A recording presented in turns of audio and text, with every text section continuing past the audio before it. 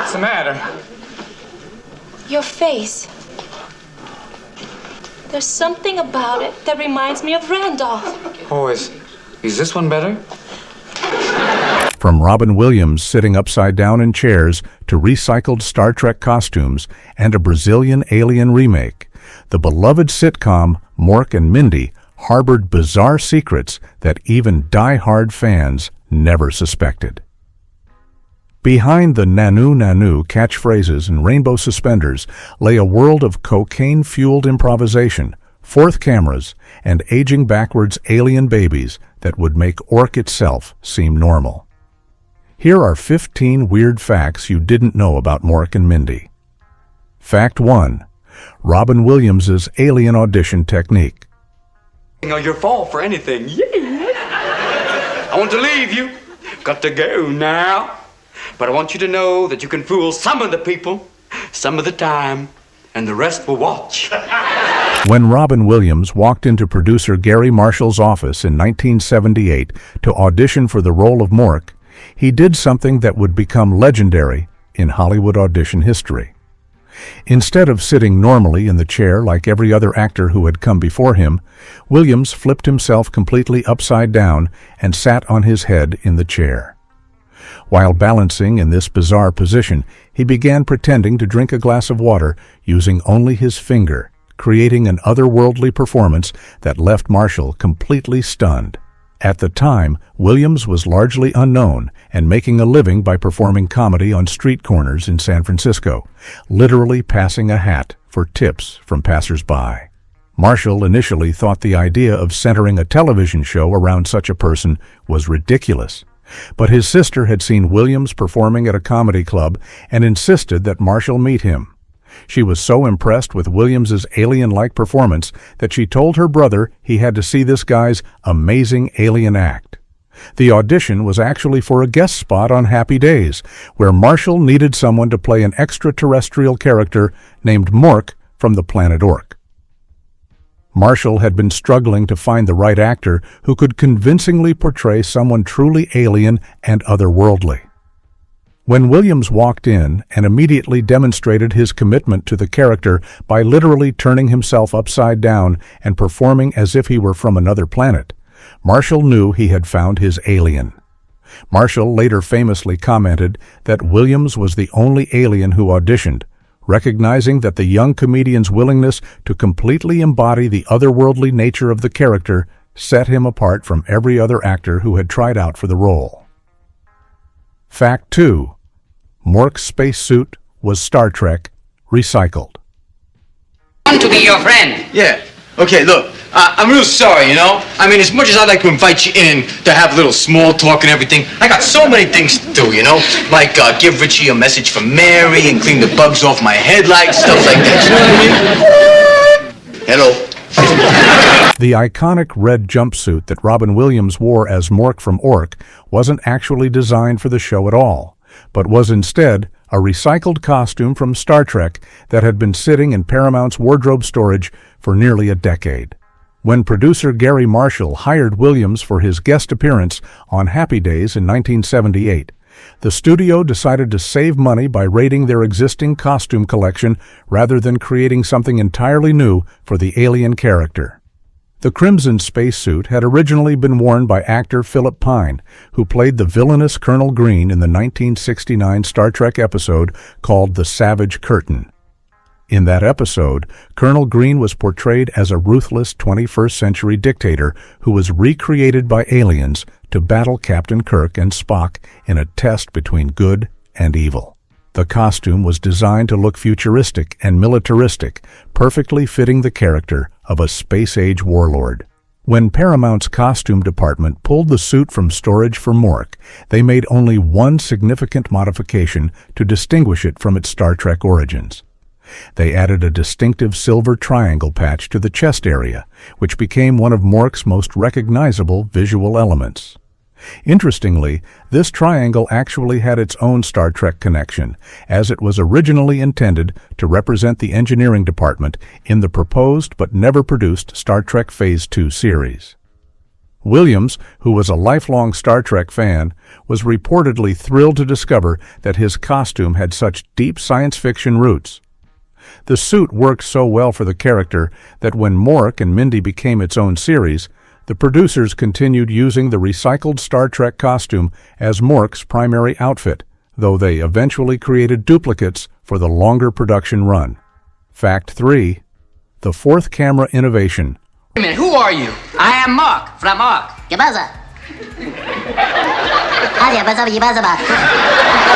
Robin Williams' unpredictable physical comedy and boundless energy on the Mork and Mindy set created a technical nightmare that forced television producers to completely rethink how sitcoms were filmed.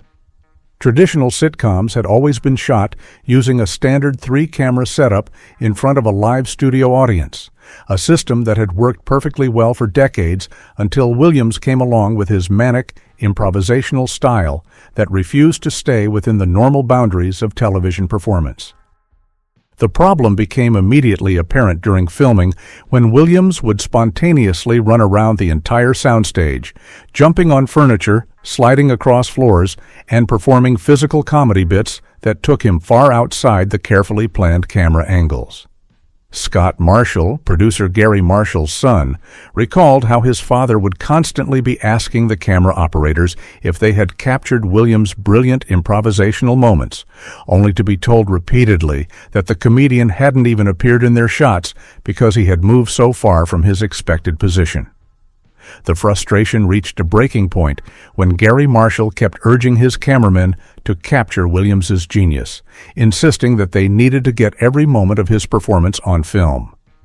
Finally, one exasperated camera operator responded with the blunt complaint, "If he's such a genius, he can hit his mark," referring to the traditional spots on the floor where actors are supposed to stand during filming to ensure they stay within the camera's view.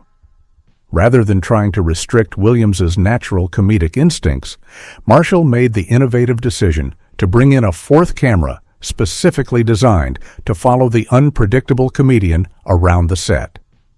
This handheld camera operator's sole job was to track Williams wherever his improvisations took him, ensuring that none of his spontaneous brilliance would be lost to the limitations of traditional television filming techniques. Fact 4. Scripts had "Robin will do something here." Notes. Do you know what a vigilante is? Sure, I know what a vigilante is. It's a guy who's looking for a girl who's a vigilant. They're an endangered species. The Mork and Mindy writing team quickly discovered that trying to script Robin Williams' comedy was nearly impossible, so they developed an unusual solution that had never been used in television before. Instead of writing out every single line and action for Williams to follow, the scripts would literally contain notes that simply said, "Robin will do something here," giving the comedian complete freedom to improvise whatever he felt was appropriate for the scene. This unconventional approach came about because the writers realized that Williams's spontaneous improvisational skills were far more entertaining than anything they could create on paper. The scripts for Mork and Mindy were actually shorter than those used for other sitcoms like Happy Days, specifically because so much space was left open for Williams to fill with his own creative contributions during filming. However, this freedom created an unexpected problem that the producers hadn't anticipated when they first gave Williams carte blanche to improvise. Many of his actual spontaneous lines and physical comedy bits were far too edgy, inappropriate, or adult-oriented for the family-friendly television show that Mork and Mindy was intended to be. Williams' true improvisations often contained language, sexual references, or controversial material that would never pass network censors for a show that aired during primetime family viewing hours. To solve this dilemma, the production team assembled a large writing staff whose primary job was to create what they called pre-written ad-libs that would sound spontaneous but were actually carefully crafted to be appropriate for television. When Williams' real improvisations were too risque for broadcast, these scripted alternatives would be substituted during editing, creating the illusion that his seemingly spontaneous moments were actually his genuine off-the-cuff remarks, when they were really the work of professional television writers trying to capture his improvisational spirit within acceptable boundaries. Fact 5. Pam Dawber never actually auditioned. A great ride. Sometimes you get sick on Ferris wheels. Oh, that's wonderful. There we go. Pam Dawber landed the role of Mindy McConnell in one of the most unconventional casting processes in television history, never once setting foot in an audition room or reading a single line for the producers of Mork and Mindy. Instead, her casting came about through producer Gary Marshall's creative use of existing footage and his remarkable ability to recognize potential in performers who had appeared in failed projects.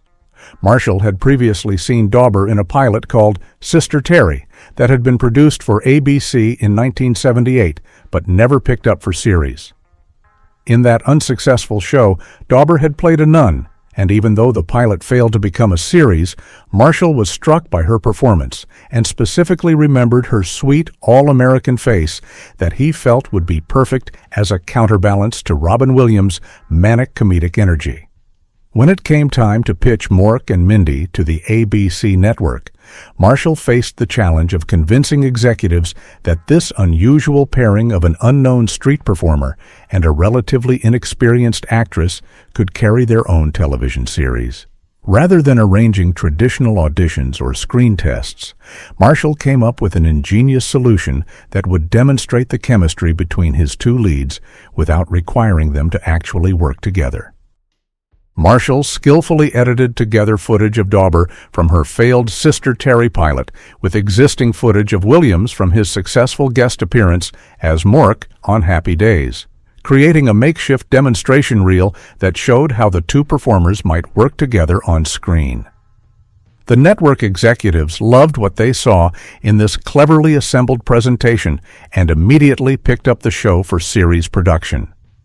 Dawber only discovered that she had been cast in the role when she read about it in the entertainment trade publication Variety, learning about her new job the same way the general public did. Fact 6. The Brazilian Alien remake, Super Bronco. Até que enfim encontrei alguém do meu planeta. Cride, cride. Boa missão. Cride, cride. Cride, cride.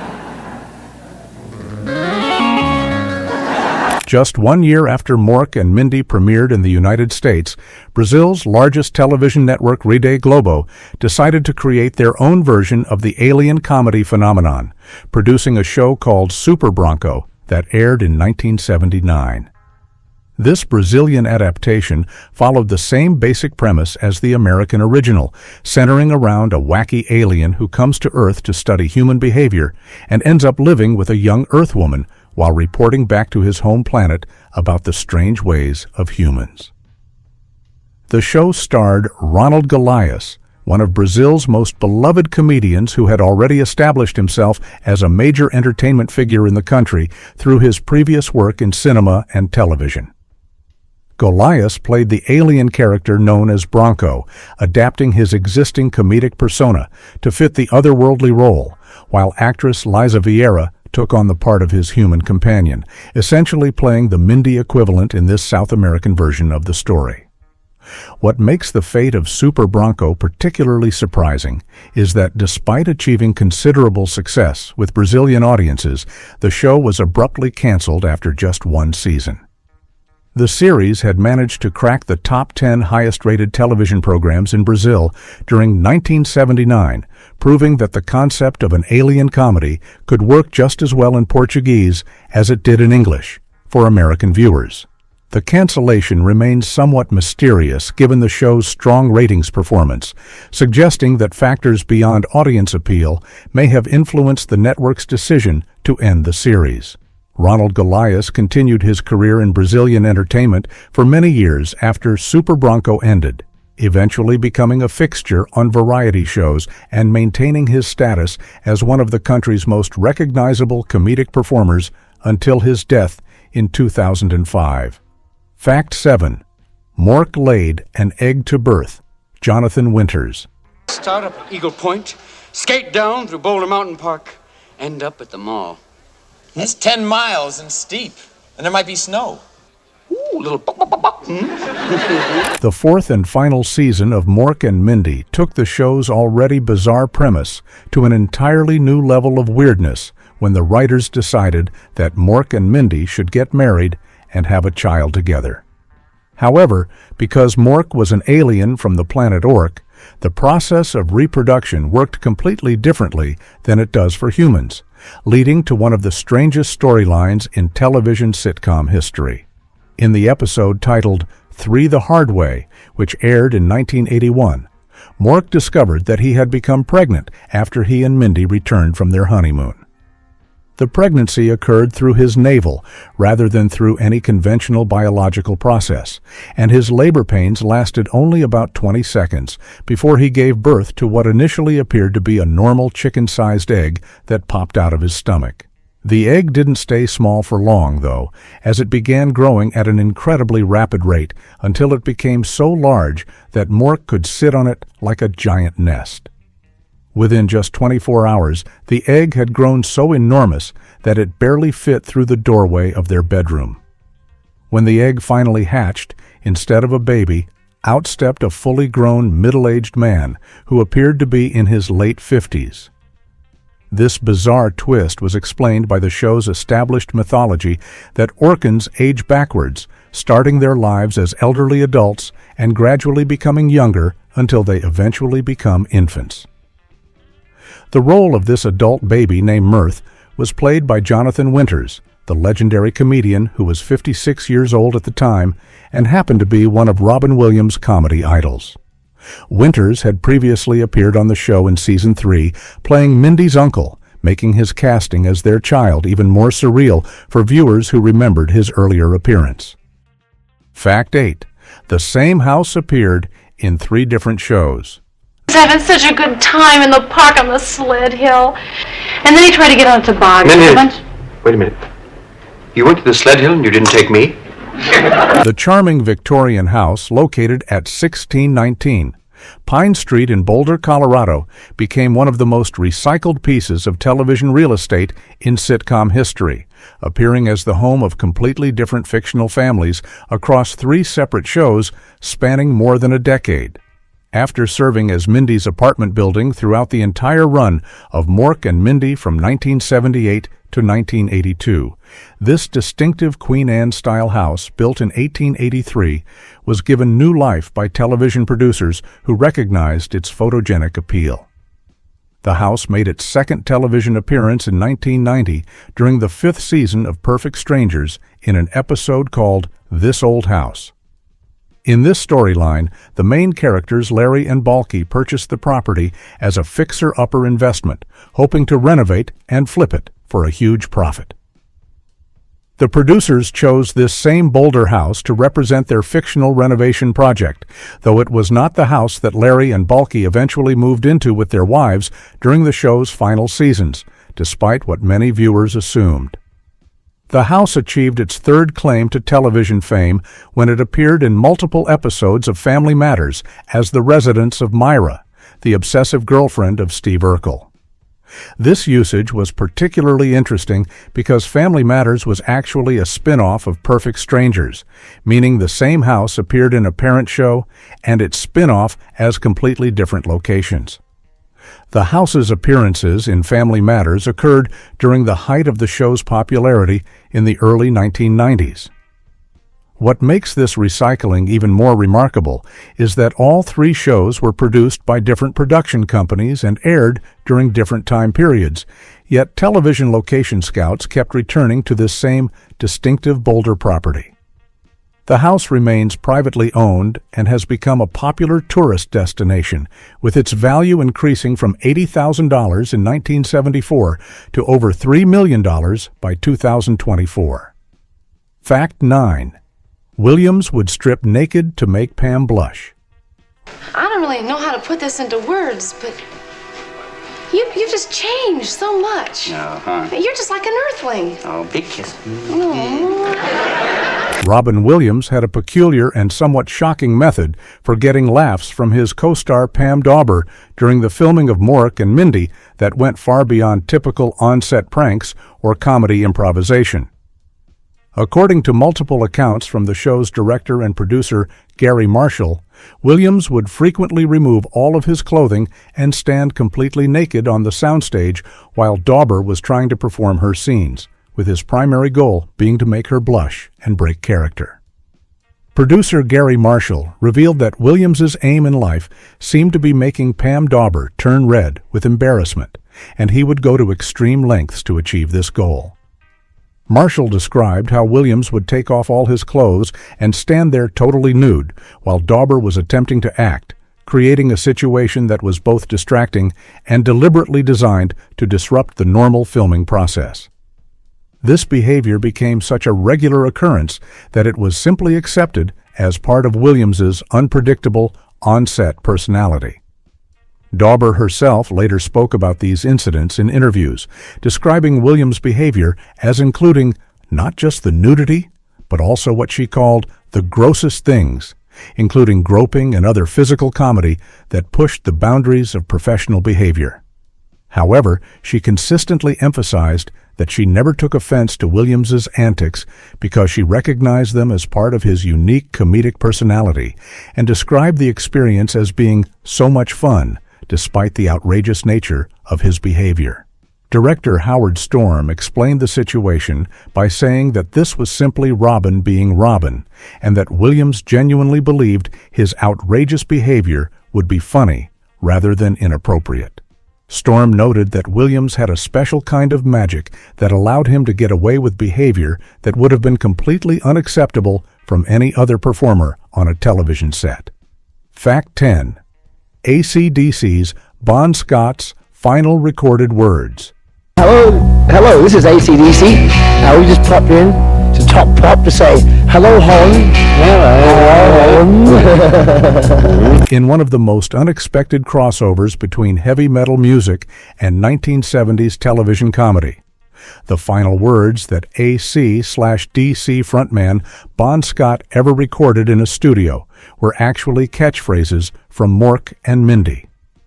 At the very end of the song Night Prowler, which was the closing track on AC/DC's 1979 album Highway to Hell, Scott can be heard quietly saying, "Shazbot, Nanu Nanu," in what would tragically become his last recorded performance before his death in February of 1980.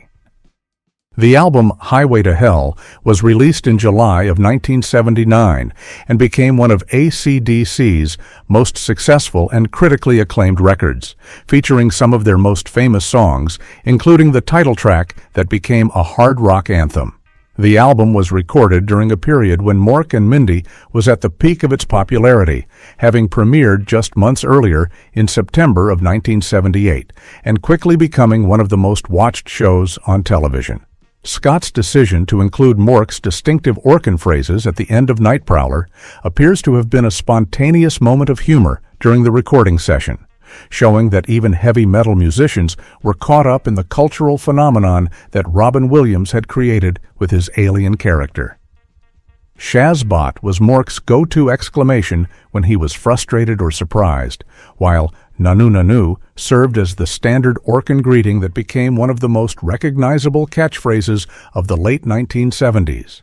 The timing makes this reference particularly poignant, as Scott died just 7 months after the album's release, making these playful television references the final words he would ever record professionally. The fact that a hard rock legend's last recorded words were borrowed from a family-friendly sitcom about a lovable alien demonstrates just how deeply Mork and Mindy had penetrated popular culture during its brief but influential run. Fact 11. The show used more recycled Star Trek costumes. Hit you, Hansen. What vessel? Identity? Space vessel. Only glimpse of. Can you locate the intruder for us? Negative. It seems to have After the success of using Colonel Green's recycled Star Trek costume for Mork's iconic red jumpsuit, the Paramount Wardrobe Department continued raiding their Star Trek storage bins throughout the production of Mork and Mindy, creating some of the most unusual costume combinations in television history. The practice became so common that eagle-eyed Star Trek fans watching the show could spot familiar pieces of equipment and clothing from their favorite science fiction series appearing in completely different contexts on this family-friendly sitcom. One of the most notable examples occurred in the first season episode, Mork Goes Public, where an unnamed character appeared wearing what was essentially a mashup of two different Star Trek costumes that had been combined into a single outfit. The character wore a distinctive space helmet that had originally appeared in the Star Trek episode The Tholian Web, where it was used as part of the environmental suits that Captain Kirk and Spock wore during their dangerous space rescue mission. The same character was also wearing a protective environmental suit that had been taken from another Star Trek episode called The Naked Time, where Spock and other crew members had worn these red protective garments to shield themselves from the extreme cold conditions they encountered on a frozen planet. The combination created a bizarre but functional space-age costume that looked appropriately futuristic for Mork and Mindy while saving the production money on creating entirely new props and costumes. This extensive reuse of Star Trek materials was possible because both shows were produced by Paramount, giving the Mork and Mindy costume department easy access to the extensive collection of science fiction props and clothing that had been accumulating in studio storage since Star Trek ended its original run in 1969. The practice demonstrates how television studios have always been resourceful about repurposing expensive costumes and props across multiple productions. Fact 12. Original Happy Days episode was actually a dream. Physical pleasure. Won't you do anything on your planet that includes physical pleasure? Well, yes. There's one thing, and it's against the law, and I can't tell you. Oh, wait a minute. When Mork from Ork made his television debut in the Happy Days episode, My Favorite Orkin, in February of 1978, the writers originally intended for the entire alien encounter to be nothing more than a bizarre dream sequence experienced by Richie Cunningham. The episode followed Mork as he arrived in 1950s Milwaukee with a mission to take a human specimen back to his home planet, ultimately challenging the Fonz to a supernatural duel between Orkin finger powers and Fonzie's legendary thumbs before deciding to capture Richie instead. At the end of the original broadcast version, viewers discovered that none of these strange events had actually happened when Richie suddenly woke up in his bed, revealing that the entire alien invasion had been just a dream. This ending was designed to preserve the realistic 1950s setting of Happy Days and avoid permanently introducing science fiction elements that might disrupt the show's established tone and continuity. However, Robin Williams' performance as the eccentric alien proved to be so popular with audiences and critics that the producers quickly realized they had stumbled upon something special that deserved to be expanded into its own series. The overwhelmingly positive response to Mork's single appearance convinced them that this character had the potential to carry his own show, leading to the development of Mork and Mindy as a spin-off series. To accommodate this new direction and create a proper foundation for the spin-off, the producers made the unusual decision to film an entirely new ending to the Happy Days episode specifically for syndication reruns. In this revised conclusion, instead of revealing everything as a dream, Mork uses his alien powers to erase the memories of everyone who witnessed his visit to 1950s Milwaukee. This new ending allowed Mork's appearance to be considered real within the Happy Days universe, while explaining why none of the characters would remember meeting an alien when Mork and Mindy premiered. Fact 13. Boulder House worth $3.1 million today. Fire hat and your little moose. My name is Mork. Well, Mr. Mork, let me tell you something, buddy. Today, Mr. Mork, is your lucky day. Oh, really? Do you want to know why? ¿Por qué? The charming Victorian house at 1619 Pine Street in Boulder, Colorado, that served as Mindy's home on television, has experienced one of the most dramatic property value increases in real estate history, transforming from a modest family residence into a multi-million-dollar landmark, primarily because of its connection to Mork and Mindy. When the house was last sold in 1974, just 4 years before the show premiered, it changed hands for $80,000, which was a reasonable price for a 19th-century home in a quiet Boulder neighborhood at that time. By June of 2024, exactly 50 years after that original sale, the same property had been valued at $3.1 million, representing an increase of nearly 4,000% over half a century. While much of this appreciation can be attributed to general real estate market trends and Boulder's transformation into a highly desirable and expensive city, the house's television fame has undoubtedly contributed to its status as one of the most recognizable and valuable properties in the area. The house, which was originally built in 1883 in the Queen Anne architectural style, has become such a significant tourist attraction that visitors regularly make pilgrimages to Pine Street to take photographs and pay their respects to Robin Williams and the show that made the location famous. After Williams' death in 2014, fans from around the world flocked to the house to leave flowers, notes, and other memorial items on the fence surrounding the property. The current residents, who purchased the house long after the show ended, have learned to live with the constant attention from tourists and television fans who want to see the famous Mork and Mindy house. The property remains a private residence, and while the owners generally tolerate respectful visitors who stay on the sidewalk and take photos from the street, they ask that people respect their privacy and not trespass on the actual property. Fact 14.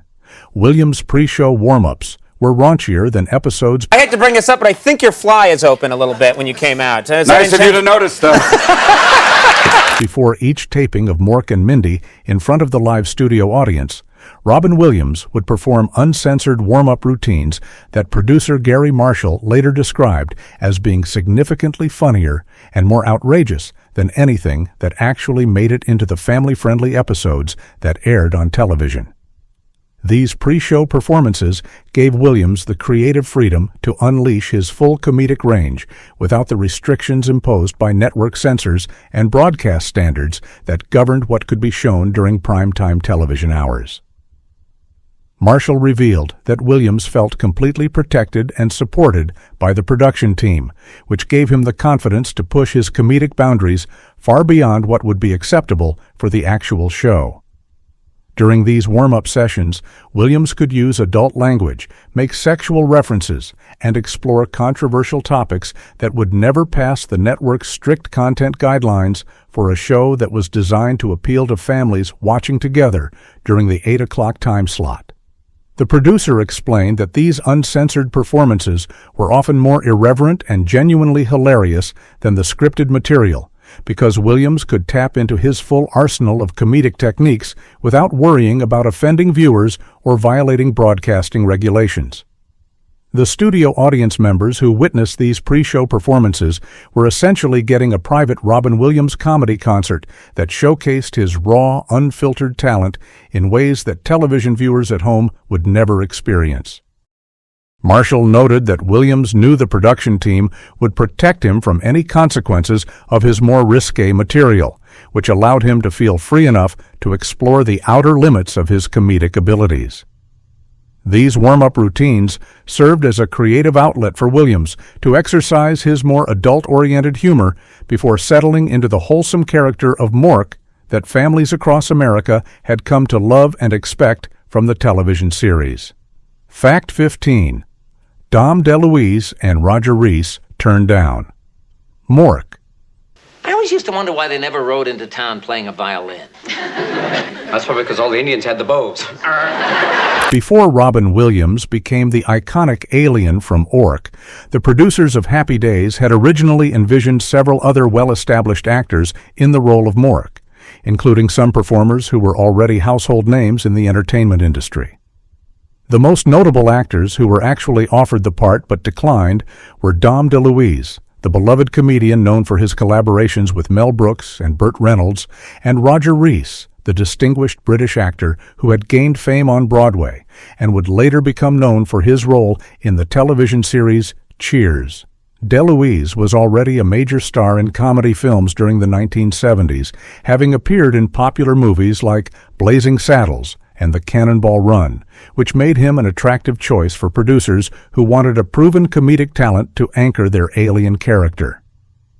His decision to pass on the role meant that he missed out on what would become one of the most career-defining television characters of the late 70s, though his film career continued to flourish without the commitment that a television series would have required. Roger Rees represented a completely different type of performer, bringing classical theater training and a more sophisticated comedic sensibility that might have taken the character of Mork in an entirely different direction.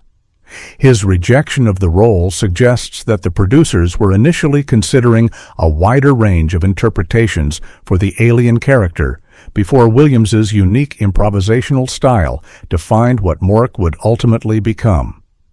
In addition to these two actors who were formally offered the role, the casting process also included serious consideration of comedians Richard Lewis and Jeff Altman, both of whom were rising stars in the stand-up comedy world during the mid-70s. The fact that so many different types of performers were in contention for the role demonstrates how uncertain the producers were about exactly what kind of actor could successfully bring an alien character to life on television.